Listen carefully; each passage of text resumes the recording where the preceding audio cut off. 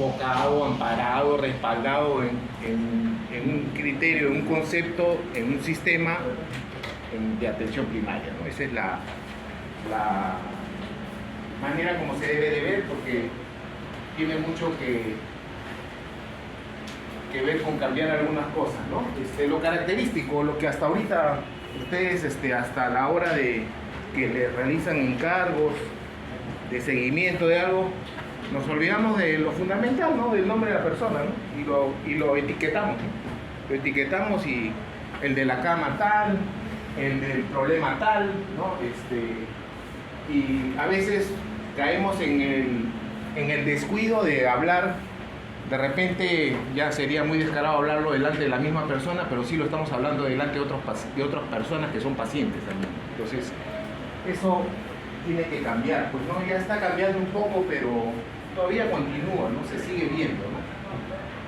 Entonces, ¿se acuerdan que habíamos hablado de este óleo, de cómo era la medicina en ese entonces? Hablamos de este pedagogo, pues, que replanteó y reformuló todo el sistema de educación a nivel mundial, y todos los modelos se plegaron, pues, y empezaron a formarlos de manera sistemática, todos en ese mismo modelo, ¿no? Independiente del país, del ámbito, de la región, ¿no? Y que ese modelo, pues, trajo algunas consecuencias, sobre todo la fundamental de que se dejó de lado, bueno, porque en ese entonces, digamos que no estaba bien plasmado ese manejo o ese criterio de mirar todo de manera, pues, integral, ¿no?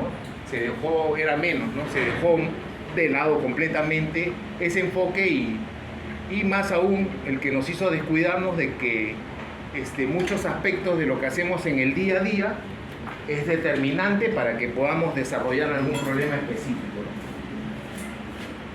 Que pueda tener alguna, de repente, severidad o no, pero esta es la consecuencia, de repente no tanto como ustedes, los anteriores salieron así, ¿no? Que se perdió esa perspectiva, ¿no? De la profesión en la visión de la historia natural de la enfermedad, la percepción de los problemas de salud, juntando el entorno familiar, social, su prevalencia, ¿no? Se descuidó eso, ¿no? Y tomando en cuenta la dimensión física, psíquica, social, ¿no? De la persona, ¿no? En ese objetivo que estamos hablando de prevención, de promoción, ¿no? Y nos encontramos con esto. Muchas veces de repente les ha pasado a un familiar, van a un determinado establecimiento, consultorio privado, y encuentras a un profesional con bastantes reconocimientos, titulaciones, en fin, lo que puede hacer, y de repente le haces preguntas simples que uno no necesariamente tiene la respuesta, pero no saben qué contestar. Entonces, esa es la idea, es de que independiente que de repente, porque aquí no interesa si quiere ser quirúrgico, si quiere ser clínico, la especialidad que sea, cualquiera de esas, siempre la recomendación es que tengan una visión integral. Mientras más integral sean y no se queden mirando solamente el árbol, sino vean el bosque, dependiendo del problema X que puedan tener en esa especialidad que puedan estar desarrollando, mejores profesionales van a ser, ¿no? Esa es la recomendación, ¿no? Entonces, en esa búsqueda, pues, de una solución, se llegó a esto, ¿no? A la subespecialización y la tecnificación, ¿no? Cuando perdimos eso que originó como desencadenante el informe Fleschner, a raíz de esa estandarización de formación a nivel mundial, se tecnificó todo mucho, ¿no? Y empezaron a salir las famosas subespecialidades, ¿no? Acá, por ejemplo, residentado médico de esta universidad tiene 54 programas de formación de especialidades, 40 especialidades y 14 subespecialidades. Y seguimos en crecimiento, sobre todo de subespecialidades, ¿no? Entonces, bueno, es una visión pues que tiene la escuela, ¿no?, de la universidad, en tratar de seguir creciendo, que no lo veo mal, ¿no? Pero la pregunta es tan necesario que hayan tantas, de repente, subespecialidades, al menos acá en nuestra realidad, ¿no? En Estados Unidos,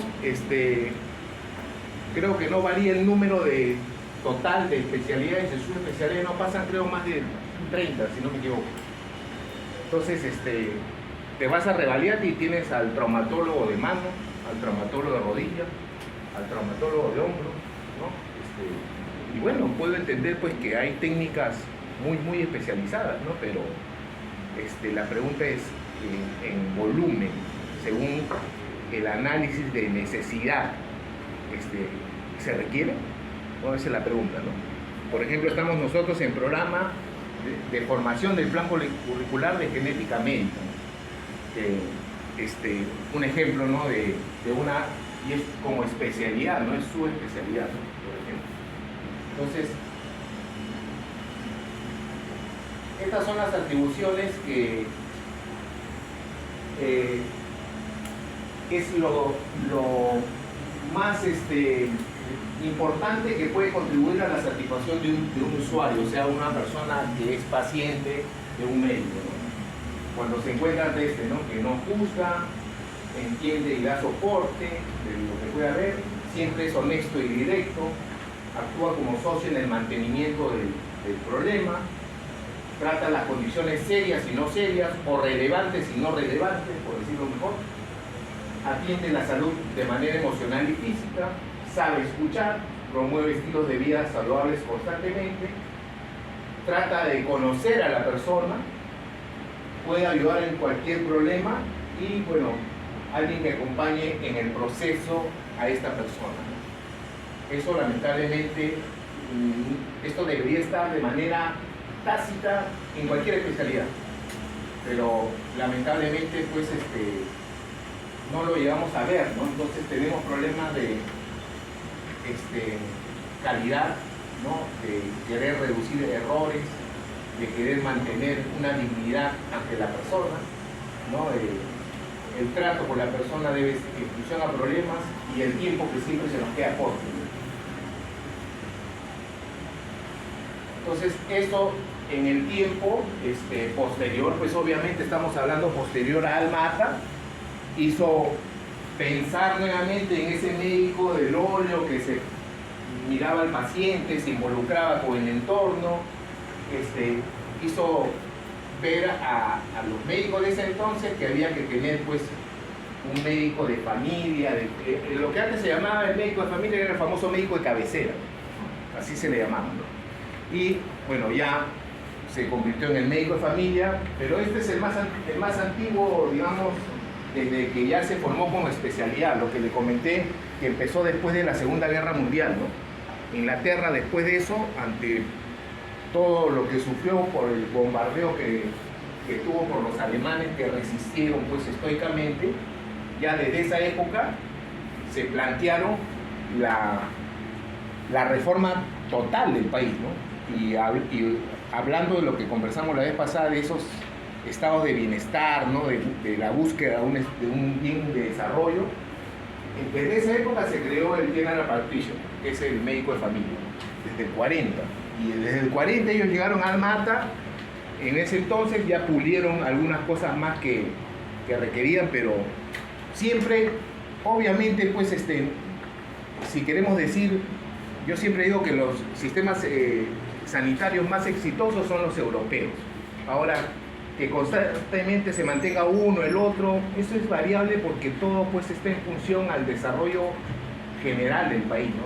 Depende de la economía, ¿no? En todos los países europeos han pasado pues por alguna situación, digamos, crisis económica, ¿no? Pero el sistema sanitario siempre se ha mantenido de manera eficiente, no ha tenido sus problemas durante los años, pero se ha mantenido eficiente, y este es uno de ellos, por ejemplo, ¿no? Entonces,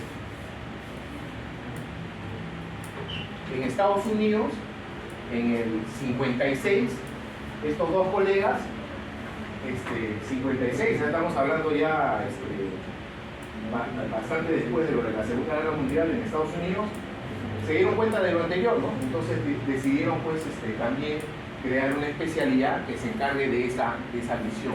Entonces, se creó la medicina familiar en el 69, ¿no? Que se asumió, y en esa época, en el 69, era la 20ª especialidad. Creo que de esa fecha ahora han aumentado 10, 15 más, no recuerdo. En América Latina, por decirlo así, chicos, silencio por favor, Cuba empezó a los 70 con la famosa revolución comunista que tuvieron en ese entonces, y ellos crearon pues su médico integral, que le llaman así, ¿no? Y bueno, desde ese entonces hasta algunos años atrás, algunas décadas atrás, tuvieron éxito desde el punto de vista sanitario.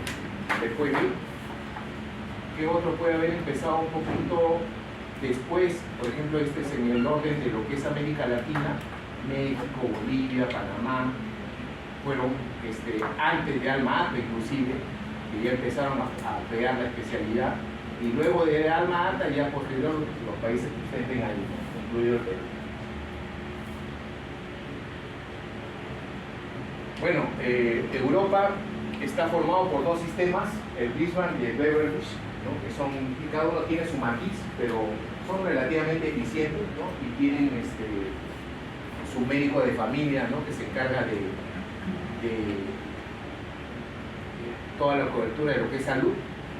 Habíamos hablado del presupuesto, de lo importante que era, y dense cuenta acá, por ejemplo, este es de Europa, de la Comunidad Europea, ¿no? Francia, con el 13% del Producto Bruto Interno, que tiene digamos, el más mincio, por decirlo así. Croacia, que está entre 8 y 9%, ¿no? A diferencia de lo que vemos acá de América Latina. Este es, por ejemplo, del 2011.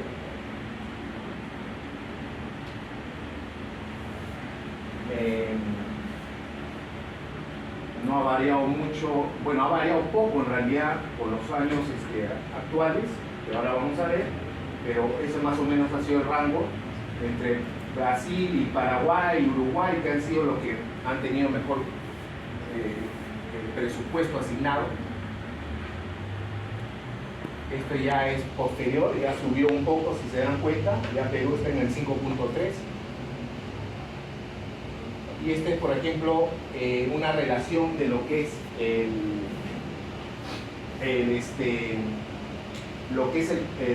la seguridad social y el sector del MINSA, y lo que son combinados, ¿no? Como Cuba, Brasil, ¿no? Que de América Latina son los únicos que tienen un sistema mezclado, ¿no? Pero el resto, esta es la proporcionalidad más o menos de la cobertura que tiene cada uno asignado, ¿no? Ahí está el territorio. Esto, perdón, un ratito que estoy con los mocos. Personal.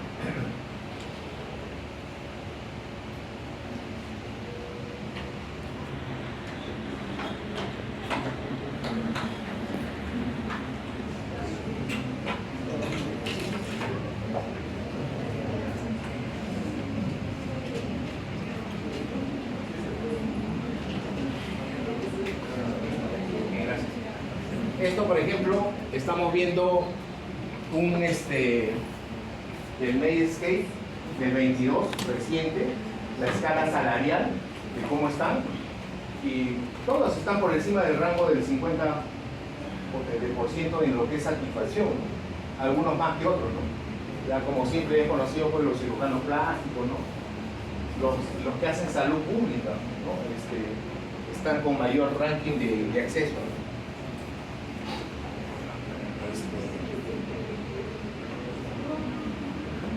Entonces, ¿qué es la medicina familiar? Para empezar, no solamente es una especialidad, sino es una disciplina. Ahora vamos a ver por qué, ¿no? Académica, ¿no? Se fundamenta en principios como continuidad, acción anticipatoria y estudio de la familia, ¿no? Y habilita al profesional a promover cuidados preventivos, promocionales y de manejo de los problemas de salud de toda índole, incluido sin diferenciación de lo que es sexo, edad, ninguno de esos. La Asociación de Medicina de Estados Unidos en el 2003 mencionó que la medicina familiar es la especialidad a la cual concierne la salud total del individuo, la familia. Dentro de ella se integran las ciencias biológicas, clínicas y de la conducta, y la visión de esta no se limita a la edad ni el sexo, lo que hemos dicho anteriormente.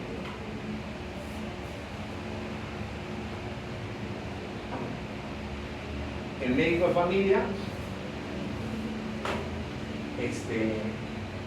tiene que prever o prestar un servicio asistencial de manera integral, continua, coordinada, ¿no? Es el punto de entrada de la persona al sistema sanitario y tiene que tocar aspectos de lo que es cultura, ¿no? Y decimos que es una disciplina por esto, por el cuerpo de conocimientos propio, y ese cuerpo de conocimientos tiene que ver con el estudio de la intervención de la familia, los ciclos de la familia a través del uso de instrumentos propios.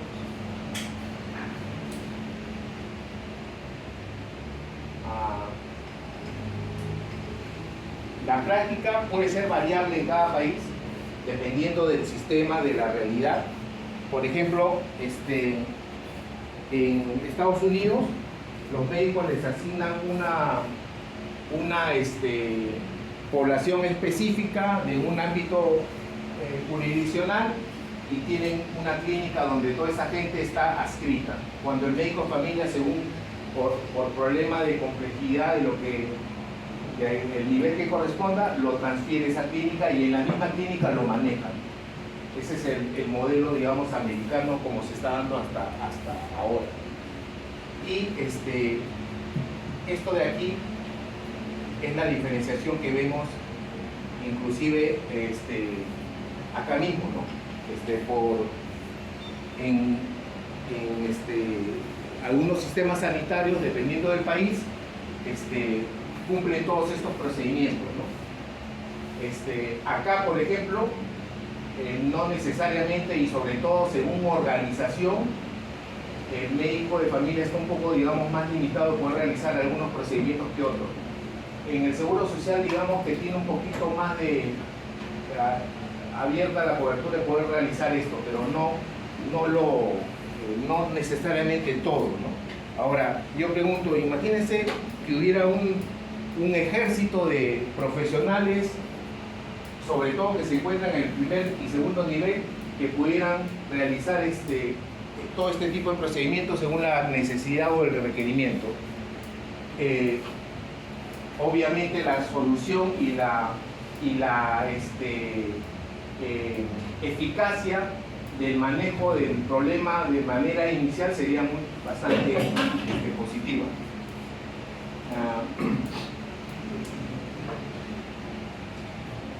¿Alguien ha escuchado hablar de McWhinney? McWhinney es el médico de familia de Canadá, se le considera el padre de la medicina familiar.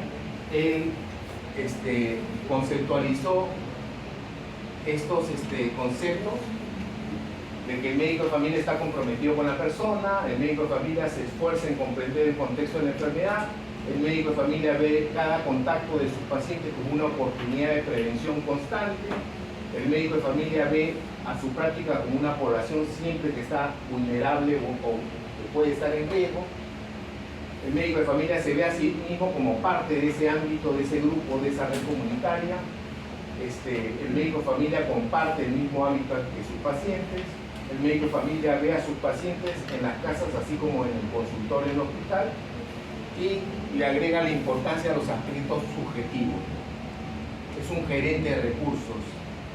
Entonces, ¿cómo distinguir el modelo biomédico del modelo biopsicosocial?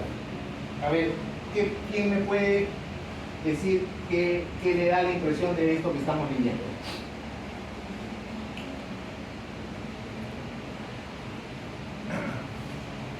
Dice 6 años, quien acude a una consulta acompañada de su madre por presentar episodios de cefalea desde hace 4 meses. Estos duran de 2 a 4 horas, son de moderada intensidad, tipo opresivo y predominante en región occipital, sin fotofobia, sin fonofobia, no tiene antecedentes patológicos de importancia y tiene un examen físico normal, excepto por cierta contractura a nivel cervical. ¿Alguien a primera impresión qué podría decir? ¿Qué tipo de problema es? ¿Ah? Migraña, dicen algunos. ¿Otra? Una cefalea tensional, ya. Son dos problemas distintos. ¿Qué más? ¿Qué podría ser? ¿Por qué no podría ser una migraña? Ya, descartamos la migraña. Ok, perfecto. ¿Qué otra cosa aparte de una cefalea tensional? ¿Qué otra cosa es importante? Tiene 16 años. Es evidente que ya inició la regla, ¿no? Pero tendría relación con el estado ginecológico de su regla.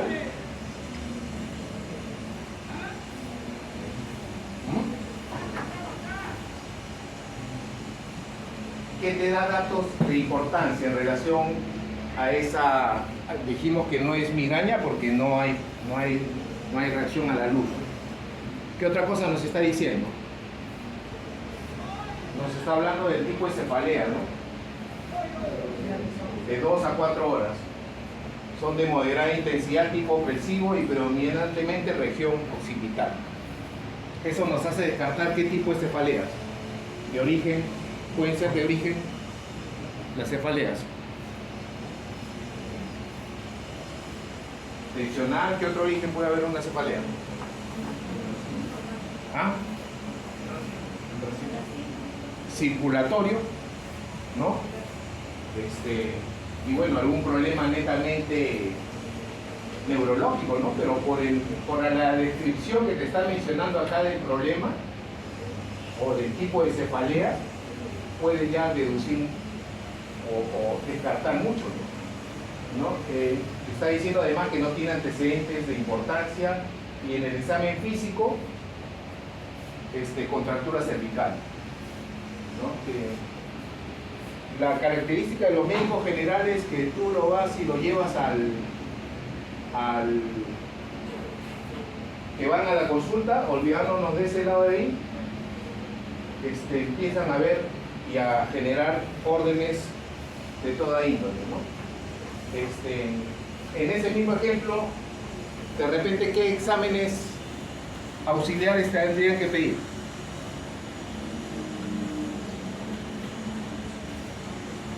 ¿16 años?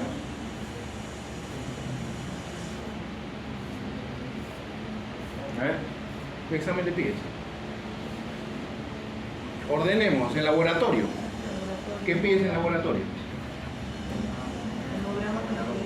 Un hemograma completo. 16 años, ¿no? ¿Qué más? ¿Qué más puedes pedir? Hormonas tiroideas. Hormonas tiroideas. ¿Por qué? No hay ningún dato, ni siquiera en el relato, que bueno, de repente que diga madre tiroidea, ya bueno, podría decir, ¿no? Pero por ahí, ¿no? El hemograma completo podemos decir. El hemograma completo, ¿qué más? Glucosa dijeron por ahí, ¿qué más? Lo básico. ¿Perdón? Ya, pero vayámonos a la parte sérica.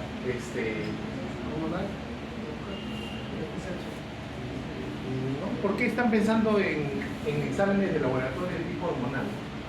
O sea, lo mandatorio es lo que ves en lo que te han descrito del problema.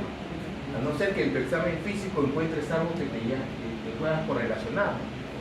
Estamos hablando de aparentemente una cefalea tensional. Entonces, de laboratorio ya pueden tener un hemograma completo para ver la hemoglobina, la glucosa, la creatinina, no sé, si de repente ahí no lo dice, si la veo con sobrepeso a la adolescente, pues le pido un perfil lipídico, ¿no? Le pido más, si está con sobrepeso, le pido un perfil hepático, ¿no? Eso en laboratorio, no creo que amerite pedir algo más de lo que estamos viendo acá, ¿no? Y ya por ahí, ¿qué examen de orina dijeron? No hay ningún indicio, de repente, en ese momento para pedir examen de orina, ¿no? hormonas, no le veo la necesidad, la verdad, de que tenga que haber un requerimiento de pedir hormonas. Mientras uno tenga más entrenamiento y mejor manejo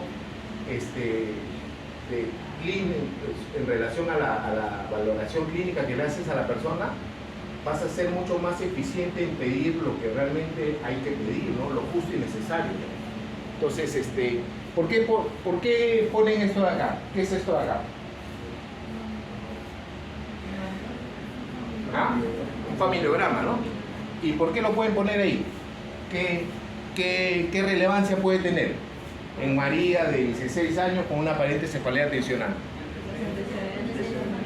Algún antecedente familiar, ¿no? De repente que pueda estar generándole cierta preocupación y bueno, más allá de averiguar con la madre su fecha de inicio de regla, el tipo la mayoría de mujeres acá son irregulares generalmente, ¿no? De repente la presencia de, no sé, antecedentes quiste de ovario que pueda tener, no sé. Entonces, eso podríamos sí correlacionarlo por la edad y por lo que está presentando.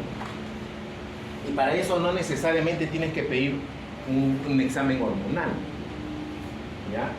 A eso es lo que yo quiero que ustedes disciernen, ¿no? Porque no necesariamente hay que pedir de todo, ¿no? Que es lo característico que tú ves y lo que es lo criticable, ¿no? Van al establecimiento, el médico general le pide toda la rama de laboratorio, ¿no?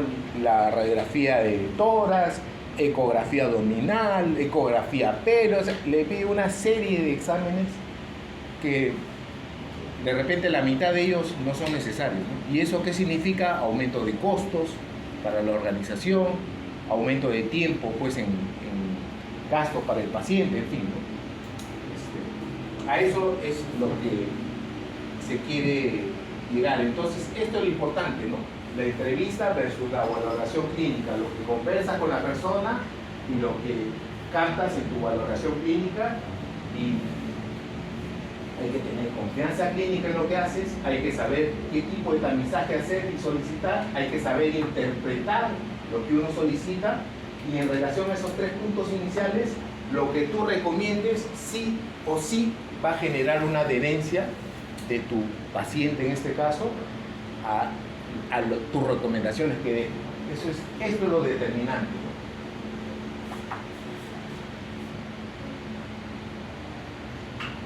Paradigmas entre el modelo de la medicina general y la medicina familiar, ¿no? La manera como se enfoca, ¿no? Y hay que leerlo así, ¿no? Considera la enfermedad independiente de la persona que la sufre y de su contexto social, ¿no? Al revés de que la enfermedad no está separada de la persona ni del medio ambiente. Cada enfermedad tiene un agente etiológico específico y uno de los objetivos principales y la labor del médico es descubrirlo. Las causas de la enfermedad son múltiples y el conocimiento se emplea en el contexto de la persona. La tarea principal del médico es diagnosticar la enfermedad y describir un remedio específico. La tarea del médico consiste en comprender la naturaleza de la enfermedad, así como entender al paciente y el significado que tiene la dolencia para él. El médico es normalmente un observador y el paciente se comporta como un receptor pasivo. La relación del médico-paciente tiene un efecto importante sobre la enfermedad y su evolución. El paciente también es responsable de la salud.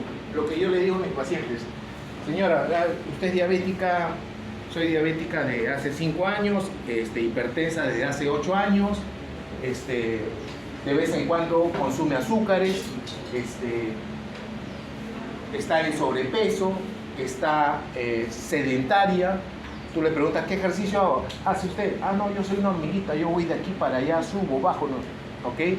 Entonces, a la hora que tú ya has terminado la entrevista con ella, la has examinado y no encuentras de repente algo, digamos, por decirlo, un hallazgo importante desde el punto de vista físico o de algún resultado de laboratorio que te pueda decir que hay alguna complicación mayor, porque las enfermedades crónicas sí o sí, de manera silenciosa, dañan otros órganos, ¿no? Sobre todo la hipertensión y la diabetes. En general, estas dos son las que más daño producen. lesiones? La mácula, ¿no? Por eso pedimos fondo de hoja. ¿Aquí qué lesión produce? Acá específicamente. Pedimos un EKG ¿para qué? Para detectar qué. No. ¿Qué produce la hipertensión en el tiempo? ¿Qué edad? ¿Qué engrosa? Que le decimos hipertrofia ventricular izquierda. Eso es lo característico como daño secundario que produce la hipertensión. Para eso ven un simple EKG. No tiene que pedir un ecocardio. Pides un EKG y con eso lo detectas. Y si lo detectas, ahí sí, de repente lo interconsultas al cardiólogo por una opinión. Si no encuentran la lesión, no tienes que interconsultar al cardiólogo, se queda contigo la persona. ¿Qué otro órgano daña? Riñón. ¿Qué pedimos para saber si el riñón está afectado o no? ¿Ah? Pero hablando con propiedad, ¿qué pedimos? ¿Ah? Función renal. Eso es lo que digo, función renal. La función renal, 3 exámenes abarca. ¿Cuáles son? Creatinina sérica, ¿qué más? Creatinina en orina y el otro, microalbuminómetro. Con esos 3 exámenes, tú puedes establecer la tasa de filtración y según ese valor, tú lo llevas a la tabla de daño renal y tú lo clasificas. Y ahí le informas a la persona que estás en estadio 0, en estadio 1, en estadio 2, en estadio 3A, en estadio 3B, en estadio 4 o en estadio 5. Y según el estadio, ya está protocolizado el manejo. El médico de familia o el médico de atención primaria acá maneja hasta el 3A. El 3B, el 4 y el 5 ya pasan a manejo de nefrología. ¿Por qué? Porque hay que discernir otros aspectos relacionados sobre todo a la farmacología, y lo que tiene que entender la persona es que no todo el manejo de la enfermedad consiste en darle una pastilla. Eso es un 50%. El otro 50% es lo que la persona hace y cómo lo hace. Entonces, si la persona no entiende, no comprende que tiene que cambiar algunos aspectos de su día a día para poder estar mejor físicamente para el manejo de la enfermedad, ahí sí el médico le va a poder garantizar que todo bien. Entonces, tienen que quitar del disco duro que a veces consume azúcares, ¿no? Gaseosas. ¿Te encuentras con diabéticos que toman gaseosas? No, yo tomo la sed. Muy bien. Y se toma una gaseosa diaria. No, yo tomo pasteles de vez en cuando. Y para eso tomo un pastel. Entonces, eso, y lamentablemente, inclusive algunos endocrinólogos manejan tienen esa forma de manejo, de darle tolerancia a la persona en estos aspectos que son determinantes para que la enfermedad no se complique, no te pase la factura a futuro, ni siquiera te la pasa inmediatamente, te la pasa a futuro. Entonces, por ejemplo, yo los escucho a los endocrinólogos hablar de la famosa, y a ustedes de repente se van enseñando en clase, la famosa prediabetes. No existe la prediabetes. O eres o no eres diabético. Así de simple. El que está en alteraciones de la glucosa es porque de repente está en ese limbo que lo etiquetamos como síndrome metabólico, que está en el momento que tiene las condiciones y factores de riesgo para desarrollar alguna enfermedad crónica y que de repente la puede desarrollar, o de repente está en ese momento en que tiene que corregir y obviamente vuelve a sus niveles normales.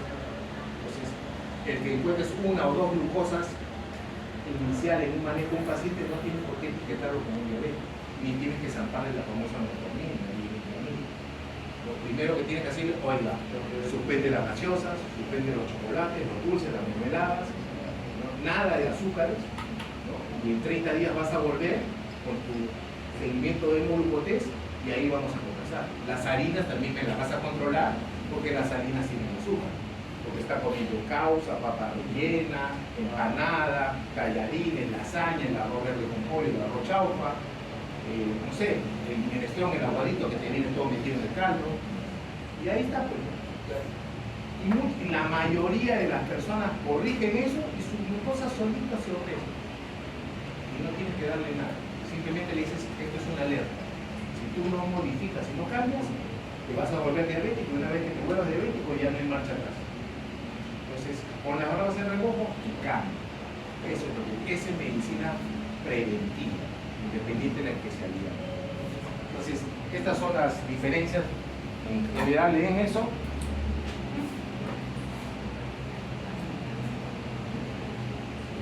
¿Qué característica o caracteriza la atención de la medicina familiar? Los pequeños gestos, ¿no? Que sabes escuchar, que acoges, que miras a los ojos, ¿no? Que la persona te está hablando y tú estás ahí en la computadora, estás escribiendo, que saludas, que te presentas, que eres amable, ¿no? Esto sí lo ves en la consulta privada, pero está ligado más al aspecto económico, ¿no? Porque el médico, pues, obviamente tiene que ganar dinero. Entonces, y como están pagando un costo de consulta alto, tienen que ser mucho más cuidadosos en eso. Entonces, ahí tú ves al médico que se esfuerza más en eso. Pero se va al Seguro Social, se va al MINSA y ahí está escribiendo, no, mira, señora, tome, chao, el otro, y así. Esos gestos es lo que diferencian a los médicos y es lo que hace, más lo que hemos visto anteriormente, de esa valoración clínica, que le sabes explicar a la persona lo que tiene que hacer, le haces entender que si ella no se compromete y no trabaja contigo de la mano, no le vas a poder garantizar que le va a ir bien. Entonces, eso es lo que hace que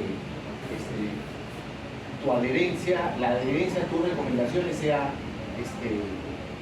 constante, ¿no? Y se cumpla, ¿no? Entonces, este es otro criterio, continuidad, ¿no?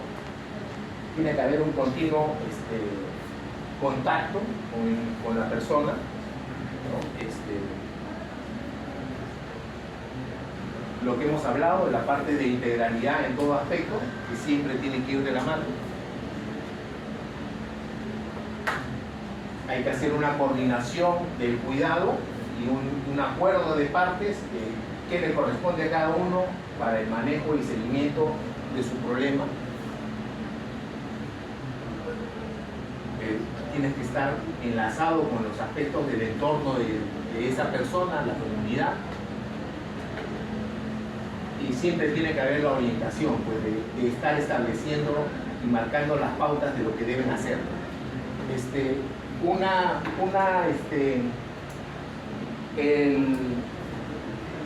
El que tiene la enfermedad crónica controlado, ¿cada cuánto tiempo se debe de chequear? El diabético, el hipertenso. ¿Ah?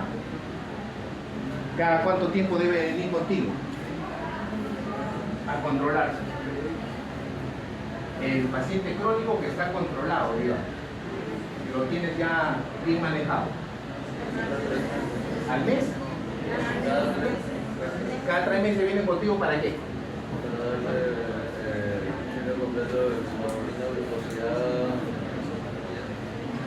En el Seguro Social, el paciente crónico controlado lo tamizamos una vez al año.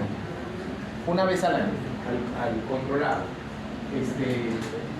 Podemos pedir algún examen de repente por algún imprevisto, alguna intercurrencia, algo que haya pasado. Ustedes saben que la glucosa se sube hasta por nerviosismo, con ansiedad.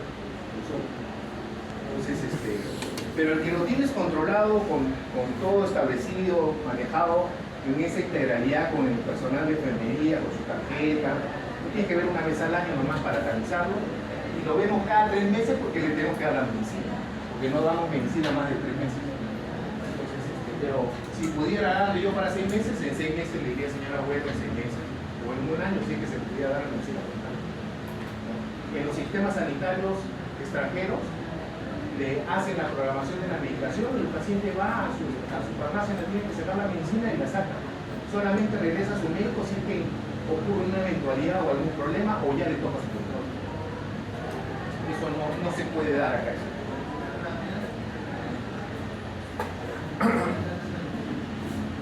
Entonces, Este es el otro, prevención y acción anticipatoria, para saber, mientras más actúe más tempranamente, mejor manejo del problema y mejor control del daño que pueda producirse, si es que produce algún daño. Al médico de familia o de atención primaria, mientras cumpla esos parámetros, va a poder tener controlado o asegurado esto, ¿no? Porque va a marcar la diferencia, ¿no? No sé si han estado viendo ahora que están saliendo estos droides, ¿no? Que parecen la cara, parece prácticamente una persona, ¿no? Y están atendiendo en las partes administrativas. Va a llegar un punto en que van a querer hacer con la medicina lo mismo. Y bueno, y qué bonito sería si realmente todos estuviéramos educados y con un grado de cultura aceptable, que supiéramos bien cuidarnos, y de repente sí podríamos optar a eso en ese futuro ideal, porque ya sabrías, ¿no? Y bueno, algunas cuestiones específicas, ¿no? Pero estos parámetros es lo que marca este profesional para que no seas dejado de lado, por decirlo así.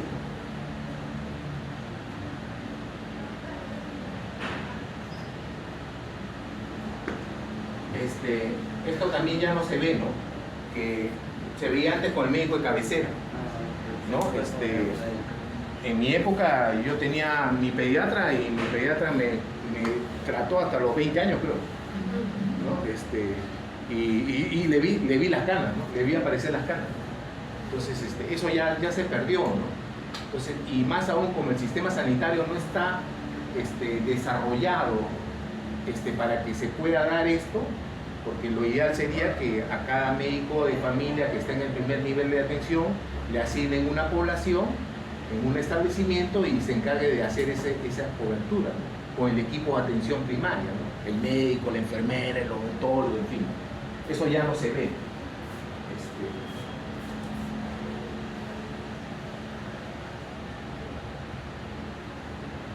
Bueno, estos son ¿cómo se llama esto? Lujo que se quiere sacar la especialidad o el tipo de atención del médico de atención primaria. Y esto es algo que se ha visto en esos niveles sanitarios. El tiempo con el mismo médico reduce de 2 a 3 años un 13% en lo que es servicio de urgencia, uso de hospitalizaciones, la mortalidad en 15 años, 30%, 28 y 25%. ¿No? Eso sí está, resultados que se han visto allá. Entonces, ese es un mensaje de Roberto Reicher, que en un tiempo fue presidente de la Sociedad de Medicina Familiar en Estados Unidos, y el cuidado del paciente, de todo el paciente, es el objetivo principal. Bien, este es de medicina familiar, y ahora vamos a ver los instrumentos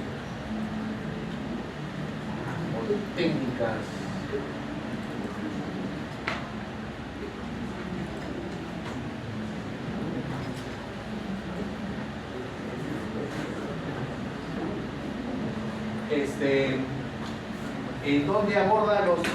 ¿Dónde se utilizan los instrumentos en medicina familiar? Para ver las funciones de la familia, para ver el ciclo vital familiar, para ver los acontecimientos vitales estresantes de los miembros de la familia, en la evaluación pediátrica, en el adulto mayor o en el adulto frágil, para el uso del genograma, familiograma, ecomapa y la estructura familiar.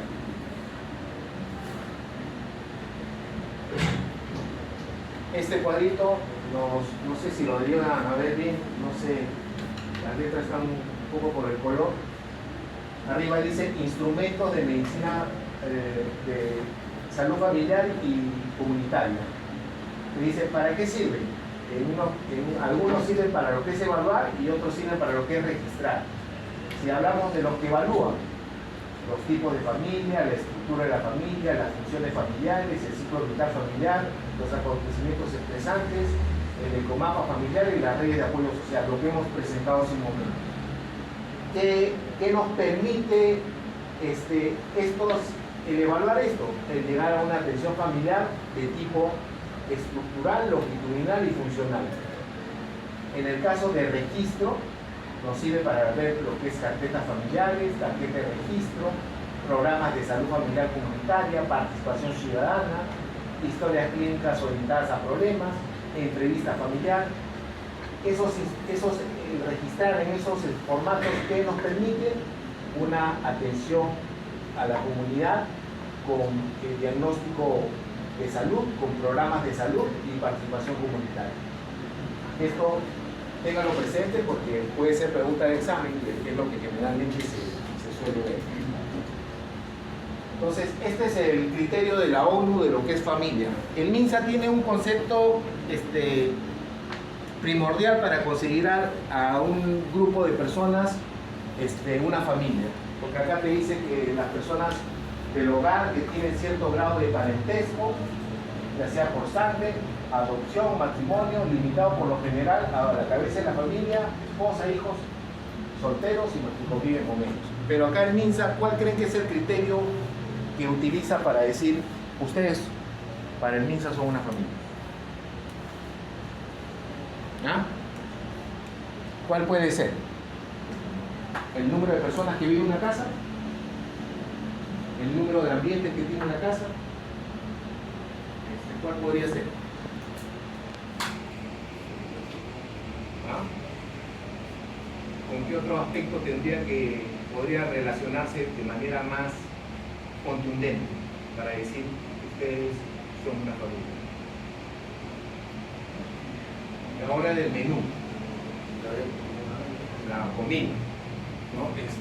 Para el Ministerio de Salud, su regla fundamental, cumpliendo estos criterios, consideran vínculo familiar a todas las personas que comen de una misma obra. Así lo consideran. Sobre todo en la parte rural, ¿no? Donde más se maneja ese criterio, ¿no?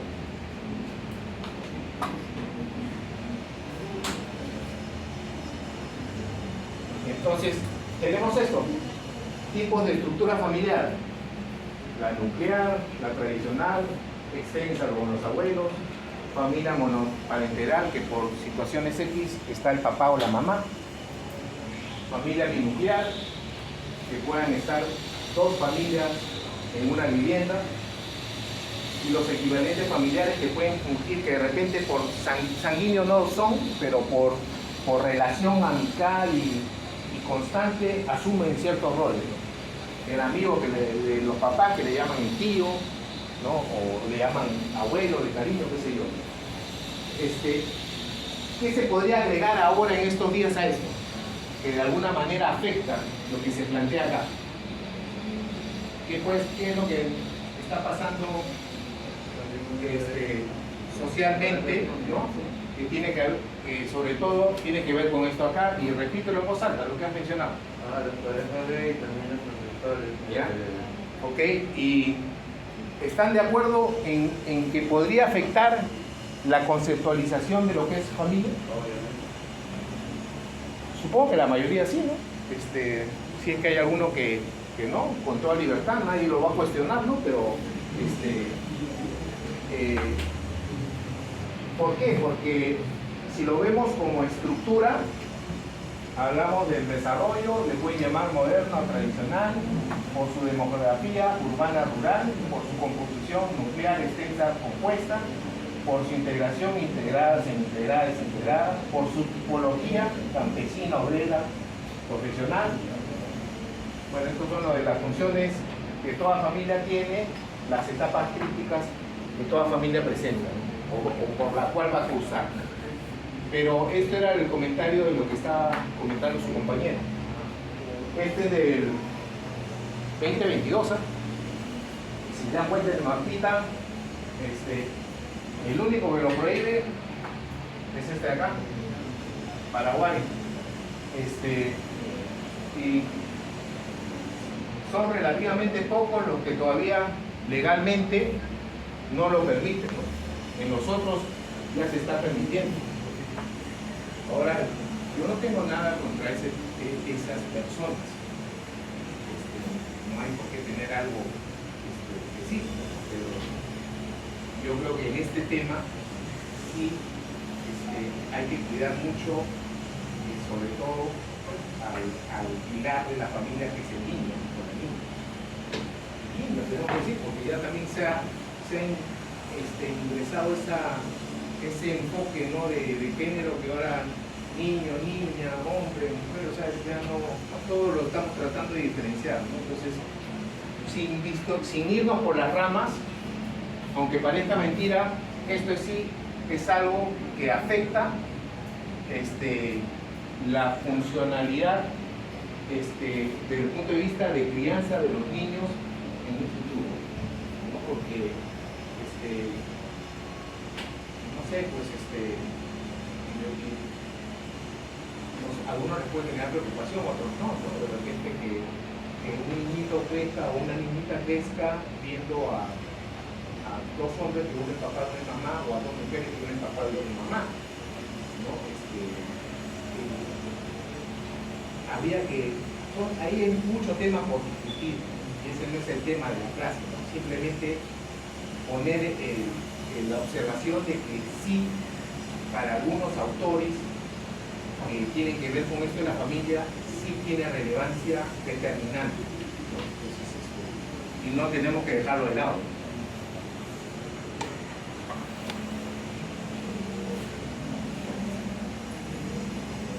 Esto también es algo que nos estamos perdiendo en esas cositas, ¿no? Por ejemplo, se está hablando mucho de la igualdad, ¿no? Y se pierden cosas básicas, ¿no? De que uno no tiene que llegar a ser igual que el otro. No interesa eso, ¿no? Simplemente el que te desarrolles de la manera más aceptable posible para ti. Esa es la idea.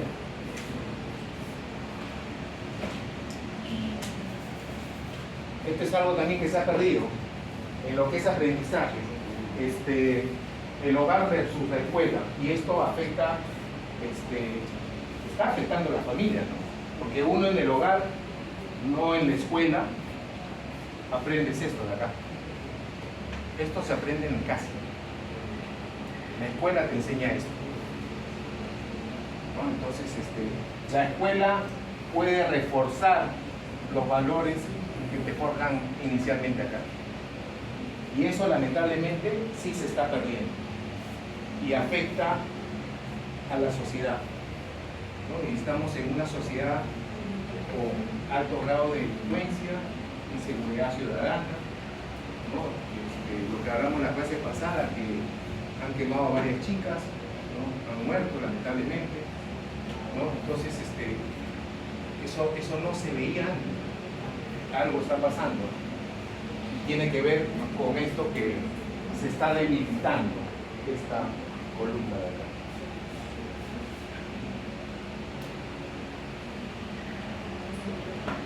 Y volviendo a la función de la familia, que era lo que yo, para algunos autores, ponían la alerta en relación a lo que hemos visto anteriormente, era la observación, ¿no? Entonces, estas son las funciones básicas de toda familia, ¿no? Algunos podemos tener más desarrollado alguna función que otra, algunas familias, pero todas se dan, no pueden estar fuera de ello, ¿no?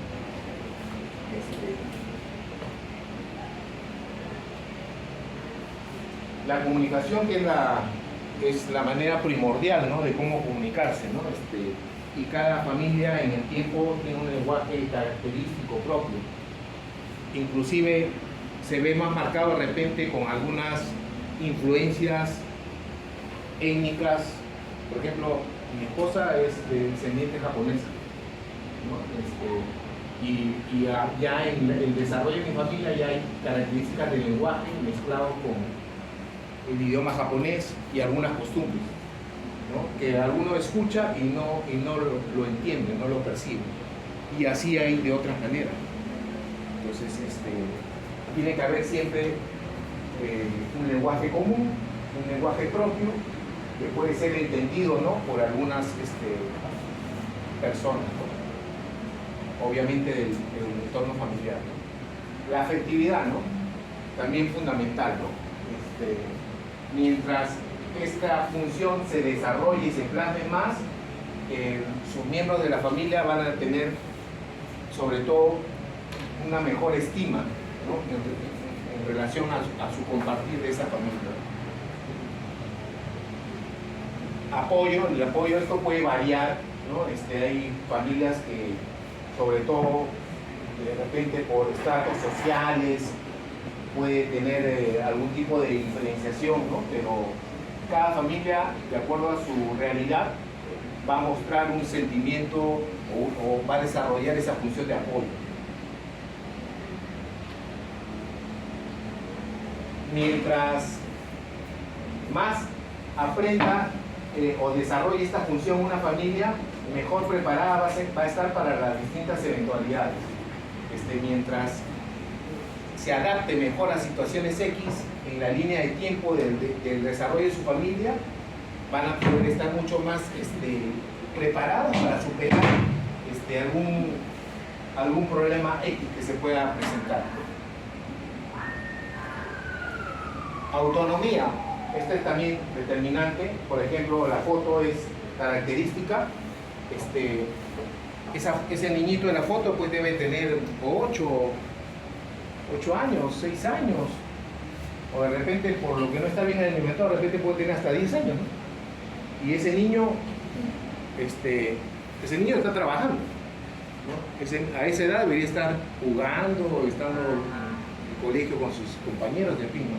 Entonces, esa función de autonomía en este ejemplo lo va a tener mucho más desarrollado este niño, a diferencia de algún otro que no tenga esa necesidad.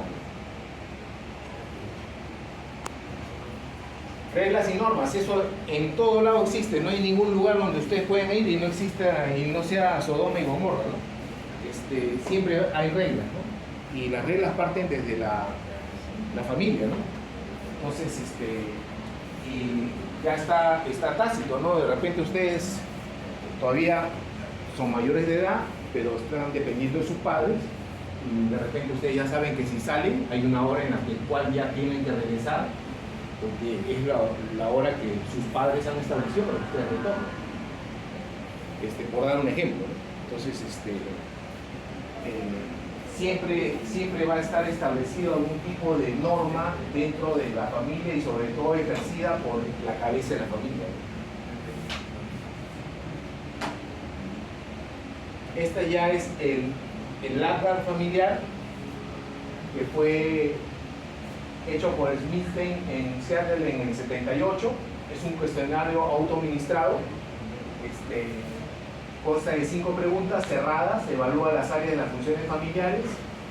Cada pregunta tiene una puntuación específica, ¿no? Hay un rango que se obtiene un índice de 0 a 10 y se aplica a los mayores de 15 años de la familia. Es un instrumento de diagnóstico de riesgo. Entonces, le llaman ALGA por las siglas que están así: adaptabilidad, participación, grado de maduración, afectividad y resolución. Hay que entender que nos ayuda sobre todo para determinar algún factor de riesgo de repente en lo que consta de redes sociales o de redes de apoyo laboral, en fin. Ahí lo que hablamos del cuestionario, ¿no? Tiene una calificación, por ejemplo, de 0 a 3 puntos, difusión severa; de 4 a 6 puntos, difusión moderada; de 7 a 10 puntos, familia funcional. Si la funcionalidad o disfuncionalidad se encuentra en más de un miembro de la familia, el calificativo se otorga a todo el grupo. ¿Qué dicen en relación a esto de la funcionalidad de la familia? Y disfuncionalidad, ¿es constante? ¿Todo el tiempo tu familia es funcional? ¿No? Hay pequeñas situaciones de crisis X originadas por algún problema específico que pueden generar cierta disfunción en algún momento, y por un periodo de repente esa familia se vuelve disfuncional y después retoma su funcionalidad. o a veces ya se queda como disfuncional. Por ejemplo, hijos jóvenes que pierdan a sus padres por un accidente. Es una especie de disfuncionalidad, ¿no? Porque por un accidente han perdido a los padres, ¿no? La cuestión es de que en el tiempo, de acuerdo a la realidad y origen de su problema, esos integrantes sepan mantenerse de manera equilibrada en los aspectos de lo que concierne a la familia. Ciclo de vida familiar, el más conocido, el de Duval, lo clasifica por etapas: matrimonio, nuevos miembros, niños preescolares, niños escolares, adolescentes, dispersión, nido vacío y reemplazo. Y cada uno de ellos está de acuerdo pues al momento, ¿no? El día matrimonial, la boda, el nacimiento del primer hijo. Nuevos miembros, desde recién nacido hasta que cumple 2 años, y así sucesivamente. Para todos los adolescentes de 13 a 20 años. Dispersión, cuando parten los hijos, ya una vez que ustedes se titulen, van a partir y van a empezar a buscárselas, como se dice. Y nido vacío, cuando ya se van todos, ¿no? Y el reemplazo, la jubilación que asumen los padres en este caso. Hay otros ciclos de vida familiar de otros autores, el de Heyman, que es muy parecido, que tiene estas fases: matrimonio, expansión, dispersión, independencia, retiro y muerte, que son parecidos a lo que vimos anteriormente. Hay el de la OMS, el de Medalí. En fin, el más común, como le digo, es el de Duval, que lo van a encontrar. Este es el genograma o familiograma. Si no desarrollas estos 3 niveles, nunca vas a poder crear un familiograma. Tiene que tener un trazado de la estructura familiar, tiene que tener un registro de la información de la familia y el delineado de la relación, que muestra las relaciones entre sus integrantes. Ya ustedes han visto que se desarrolla de manera gráfica. Para los hombres es un cuadrado, para las mujeres es un círculo, ¿no? Define, Cormack decía que el genograma es un retrato familiar, es un excelente sistema de registro, ayuda a los miembros de la familia a verse como parte de un todo, una foto, ¿no? Adquiere su máxima importancia al detectar problemas emocionales ocultos o afecciones psicosociales.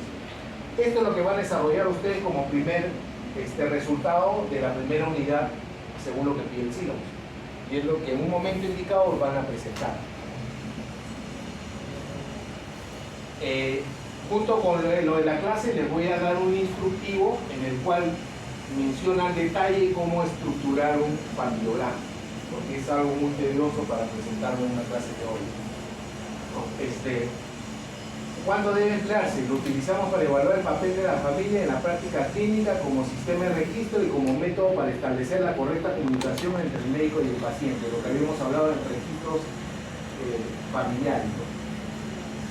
Debe siempre entenderse que como sistema de registro ofrece múltiples informaciones sin tener que repasar y leer todos los datos de las historias individuales familiares. O sea, en algunos sistemas o establecimientos que utilizan el familiograma, si está bien esquematizado, uno puede jalar bastantes datos de importancia sin necesidad de revisar toda la historia clínica. Estos son los símbolos que habíamos hablado. Para el masculino son los cuadrados, para la mujer es el círculo. Cuando hablamos del paciente índice se traza un delineado más fuerte y algunos ejemplos de los gráficos. Estamos hablando de separación, divorcio o una pareja no casada que se traza una línea punteada. Esto, por ejemplo, no tiene que haber acá, cuando es divorcio no hay esta línea.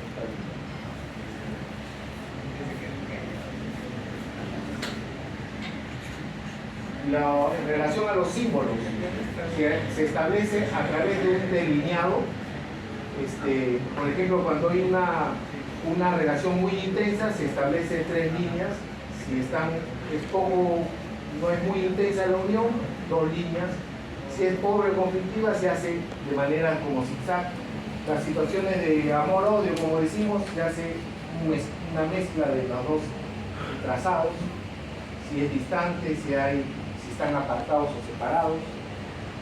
Todo eso lo van a ver en el instructivo. Este es un ejemplo de la familia característica de lo que conocen de los Simpsons. El familiograma te grafica 3 generaciones. Vamos a pasar aquí en completo. Esto es ya cuando está el delineado, las relaciones graficadas, las relaciones entre cada uno de sus miembros. Bueno, aquí se ha debido registrar más datos en función a las particularidades de cada actor de la familia.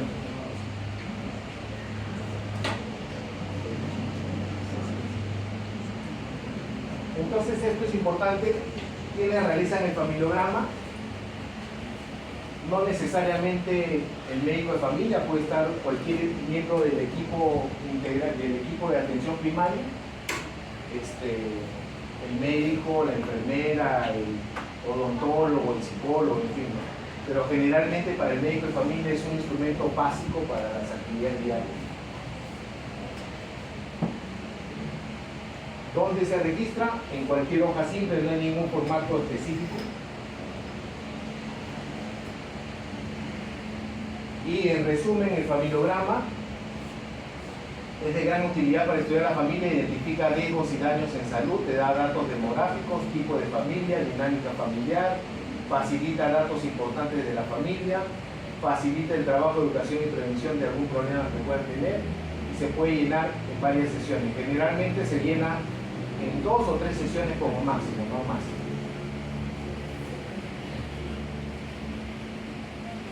El ecomapa es algo parecido, pero tiene que ver con el entorno que tiene la familia. Por ejemplo,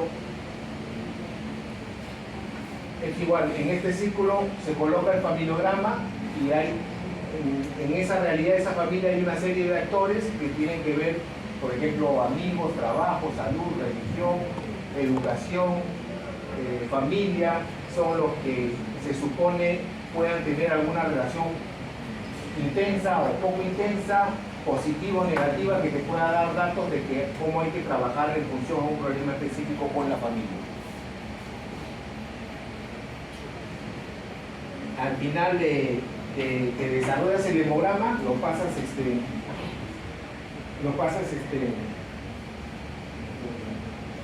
de manera no necesariamente con un círculo, puede ser un cuadrado, en fin, pero ya desarrollas el ecomapa de esta manera y te da pautas para el trabajo.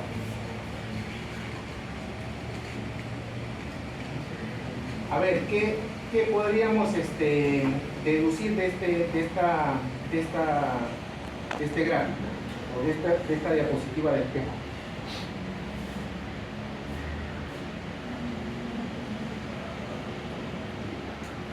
¿Qué podríamos decir de esto? Están hablando de la salud mental, que es determinante en qué aspectos. En muchos o en casi todos. Mira, te está hablando aspectos genéticos, sociales, individuales, económicos, ambientales, culturales. Tiene que ver con todo, ¿no? O sea, en la medida en que las personas, desde el punto de vista de salud mental, estén, digamos, estacionarias, como decimos en azul, en verde, como quieran llamarlo, desde ese punto de vista, de evitar riesgo en la parte psíquica, va a poder controlar mejor todos los aspectos relacionados que involucran a su realidad. Entonces, por ejemplo, la escala de Holmes es un test de autoaplicación que se desarrolló en el 73, valora eventos de la vida del hombre que pueden causar cierto estrés, le llaman eventos críticos, debe aplicarse en una función de eventos que tengan menor en un tiempo de periodo de 8 meses de presentación, y la lista tiene que ver con 43 eventos, con una valoración que le dan específica. Acá podemos ver así de manera rápida muerte, divorcio, separación, en fin, cada evento que le dan una puntuación específica hasta cumplir los 43 eventos que son. Y te sale un valor y de acuerdo a la escala de valoración ya uno lo puede catalogar si está en crisis leve, moderada o severa, de acuerdo a la puntuación. Y te sirve para discernir si tu manejo solamente va a ser desde el punto de vista de orientación a través de psicología, terapias psicológicas, o de repente tienes que pasar a un siguiente nivel de manejo ya por médico de salud mental, ¿no? Por el psiquiatra. El test de Zoom es otro que valora la depresión en sus distintas modalidades. Es un instrumento fácil de aplicar, es un cuestionario que consta de 20 preguntas reactivas, 4 escalas, ¿no? Y se aplica a personas de 15 años a más.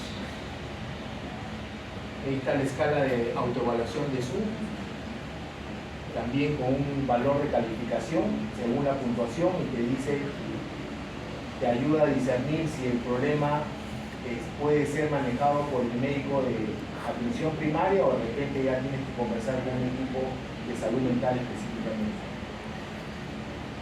La importancia siempre de determinar el tipo de problema y cómo estás viendo el problema según su tamaño.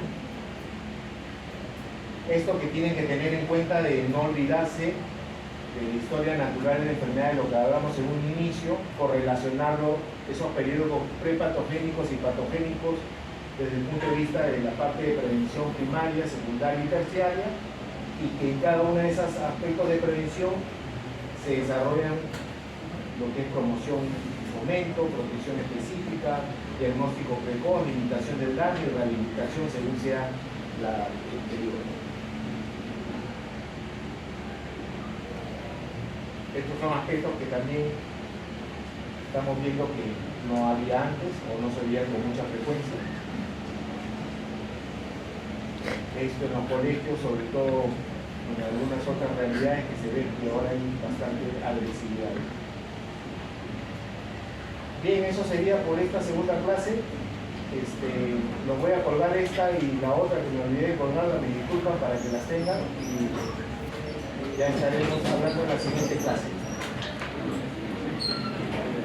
Gracias, chicos.